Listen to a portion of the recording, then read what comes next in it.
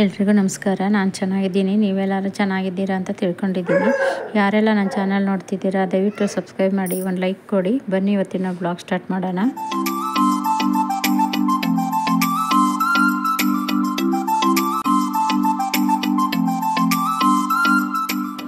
ತುಂಬ ಜನದ್ದು ಪ್ರಾಬ್ಲಮ್ ಏನಪ್ಪ ಅಂದರೆ ಗಿಡದಲ್ಲಿ ಚೆನ್ನಾಗಿ ಎಲೆ ಎಲ್ಲ ಬೆಳೆಯೋದಿಲ್ಲ ಮತ್ತು ಹಸಿರಾಗೂ ಇರೋದಿಲ್ಲ.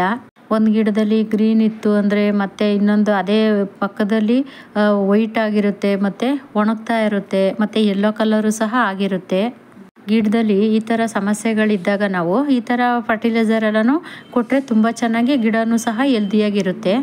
ನೋಡಿ, ಇದು ಮಲ್ಲಿಗೆ ಗಿಡದಲ್ಲೆಲ್ಲ ಎಷ್ಟು ಚೆನ್ನಾಗಿ ಮೊಗ್ಗೆಲ್ಲ ಆಗಿದೆ. ನಾನು ಪ್ರೂನಿಂಗ್ ಮಾಡಿದೆ. ಪ್ರೂನಿಂಗ್ ಮಾಡಾದ್ಮೇಲೆ ನೋಡಿ ಎಷ್ಟು ಚೆನ್ನಾಗಿ ಚಿಗುರು ಎಲ್ಲ ಬಂದು ಮೊಗ್ಗೆಲ್ಲ ಎಷ್ಟು ಚೆನ್ನಾಗಾಗಿದೆ, ಮತ್ತು ಹೂವು ಸಹ ಸ್ಟಾರ್ಟ್ ಆಗಿದೆ ಇವಾಗ.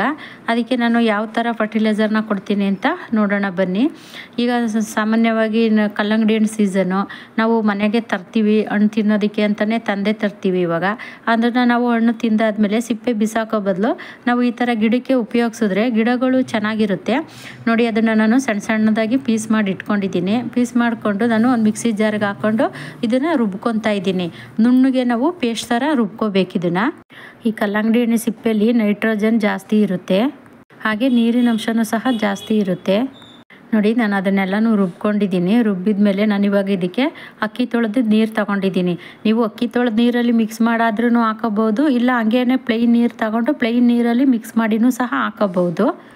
ಈ ಅಕ್ಕಿ ತೊಳೆದಿರೋ ನೀರಲ್ಲಿ protein, vitamin, magnesium, calcium, iron, sulphur ಇಷ್ಟೆಲ್ಲ ಅಂಶಗಳಿರುತ್ತೆ ಈ ಅಕ್ಕಿ ತೊಳೆದ ನೀರಲ್ಲಿ. ಹಂಗಾಗಿ ನಾನು ಆ ಅಕ್ಕಿ ತೊಳೆದ ನೀರಿಗೆ ಇದನ್ನು ಮಿಕ್ಸ್ ಮಾಡ್ಕೊತಾ ಇದ್ದೀನಿ ಚೆನ್ನಾಗೆ.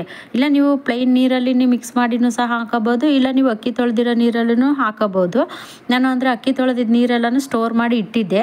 ಆ ಸ್ಟೋರ್ ಮಾಡಿ ಇಟ್ಟಿದ್ದನ್ನು ಇದನ್ನು ರುಬ್ಬಿದ್ನಲ್ಲ ಅದರಲ್ಲಿ ಹಾಕಿ ಮಿಕ್ಸ್ ಮಾಡಿಬಿಟ್ಟು ನಾನು ಅದರಲ್ಲಿ ಹಾಕೋಣ ಅಂತ ಮಿಕ್ಸ್ ಮಾಡ್ಕೊಂಡಿದ್ದೀನಿ ನಾನು. ಇನ್ನು ನೆಕ್ಸ್ಟು ನಾನು ಕಾಫಿ ಪೌಡ್ರು, ನಾನು ಬ್ರೂ ಕಾಫಿ ಪೌಡ್ರ್ ತಗೊಂಡಿದ್ದೀನಿ ಇನ್ಸ್ಟೆಂಟು. ಈ ಕಾಫಿ ಪೌಡ್ರನ್ನ ಏನಕ್ಕೆ ಹಾಕ್ತಿದ್ದೀನಿ ಅಂತ ಅಂದರೆ, ಈಗ ನಾವು ಇದನ್ನು ಹಣ್ಣಿನ ಸಿಪ್ಪೆ ಎಲ್ಲ ರುಬ್ಕೊಂಡಿದ್ದೀವಲ್ಲ ಅದರಲ್ಲಿ ಸಿಹಿ ಅಂಶ ಇರುತ್ತೆ. ಇರುವೆ ಬರಬಾರ್ದು ಅನ್ನೋದಕ್ಕೋಸ್ಕರ ನಾನು ಈ ಕಾಫಿ ಪೌಡ್ರನ್ನ ಹಾಕೊತಾ ಇದ್ದೀನಿ. ಈ ಕಾಫಿ ಪೌಡ್ರನ್ನ ಹಾಕಿ ನಾವು ಈ ಫರ್ಟಿಲೈಸರ್ ಕೊಡೋದ್ರಿಂದ ಯಾವುದೇ ರೀತಿ ಇರುವೆಗಳು ಸಹ ಬರೋದಿಲ್ಲ. ಹಂಗಾಗಿ ನಾವು ಕಾಫಿ ಪೌಡ್ರನ್ನ ಹಾಕೋಬೇಕು.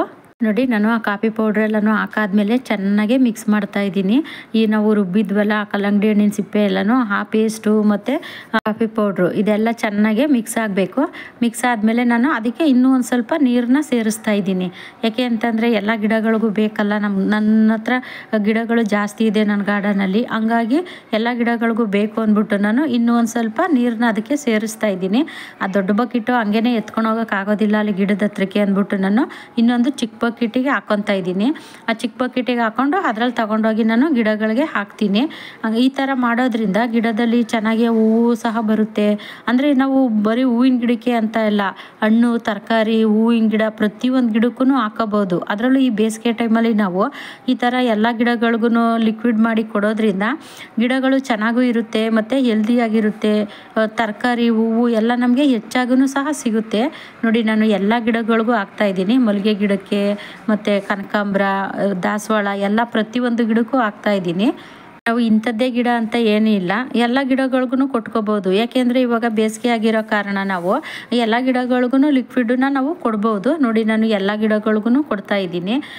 ದಾಸವಾಳ ಗಿಡ ಆಗಿರ್ಬೋದು, ಮತ್ತು ಗುಲಾಬಿ ಗಿಡ ಆಗಿರ್ಬೋದು, ಪ್ರತಿಯೊಂದು ಗಿಡಕ್ಕೂ ಕೊಡ್ತಿದ್ದೀನಿ.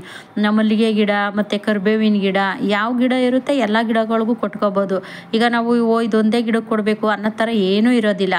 ಈಗ ನಾವು ಎಲ್ಲ ಗಿಡಗಳು ಕೊಟ್ಟರು ಎಲ್ಲ ಗಿಡಗಳೂ ಹೆಲ್ದಿಯಾಗೂ ಇರುತ್ತೆ, ಚೆನ್ನಾಗೆ ನಮಗೆ ಹಣ್ಣು, ತರಕಾರಿ, ಹೂವು ಸಹ ಸಿಗುತ್ತೆ. ಹಂಗಾಗಿ ನಾನು ನೋಡಿ, ಅದು ಮೆಣಸಿನ್ಕಾಯಿ ಗಿಡಕ್ಕೂ ಕೊಡ್ತಾ ಇದ್ದೀನಿ. ಎಲ್ಲ ಗಿಡಕ್ಕೂ ಕೊಡ್ಬೋದು. ಅದರಲ್ಲೂ ಇವಾಗ ಹೆಚ್ಚಾಗಿ ಹಣ್ಣಿನ ಸೀಸನ್ ಆಗಿರೋದ್ರಿಂದ ನಾವು ಹೆಂಗೂ ಮನೆಗೆ ಹಣ್ಣು ತಗೊಂಡು ಬರ್ತೀವಿ ತಿನ್ನೋದಕ್ಕೆ ಅಂತ. ಹಣ್ಣನ್ನು ತಿಂದು ನಾವು ಸಿಪ್ಪೆನ ವೇಸ್ಟು ಅಂತ ಬಿಸಾಕ್ತೀವಿ. ಆ ವೇಸ್ಟು ಅಂತ ಬಿಸಾಕೋ ಬದಲು ನಾವು ಈ ರೀತಿ ಗಿಡಗಳಿಗೆ ಉಪಯೋಗ ಆಗುತ್ತೆ. ಗಿಡಗಳಿಗೆ ನಾವು ಫರ್ಟಿಲೈಸರ್ ಆಗಿ ಮಾಡಿಕೊಟ್ರೂ ಗಿಡಗಳು ಚೆನ್ನಾಗಿರುತ್ತೆ. ಈ ವಿಡಿಯೋ ಇಷ್ಟ ಆದರೆ ಒಂದು ಲೈಕ್ ಮಾಡಿ, ಹಾಗೆ ಸಬ್ಸ್ಕ್ರೈಬ್ ಮಾಡಿ. ಮುಂದಿನ ವಿಡಿಯೋದಲ್ಲಿ ಸಿಗ್ತೀನಿ. ಎಲ್ರಿಗೂ ಟೇಕ್ ಕೇರ್, ಬಾಯ್.